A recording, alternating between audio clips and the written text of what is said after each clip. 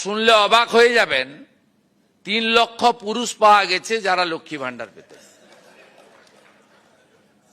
তার মধ্যে চিত্তবাবু আছেন, শুধু জঙ্গিপুর ব্লকেই 4,500 পুরুষ পাওয়া গেছে মুর্শিদাবাদে। কৃষ্ণনগর 2-এ একটা অঞ্চলে পাওয়া গেছে 273 জন। কি ভয়ঙ্কর দুর্নীতি! আপনি হিসাব করে দেখুন, এই 30 লক্ষের টাকা বছরে কত হাজার কোটি টাকা হয়, 1,500 করে হিসাব করলে। অতএব আমরা খুব স্বচ্ছতার সঙ্গে আমরা যা করছি, এর সুফল আগামী 50 বছর এই রাজ্যে সরকার পাবে। আমরা ডাটা ব্যাংক তৈরি করে নিচ্ছি।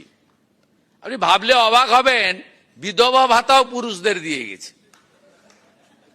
এ যেখানে হাত দেওয়া হচ্ছে, তো ব্রিগেড প্যারেড ময়দানকে জেল বানাতে হবে। আপনি যেখানে হাত দিচ্ছেন, কেউ আসবেন নবান্নতে, আমার টাইম নিয়ে চা খাওয়াবো আপনাকে, আপনি যেখানে হাত দিবেন সেখান থেকেই পচা দুর্গন্ধ বেরোচ্ছে।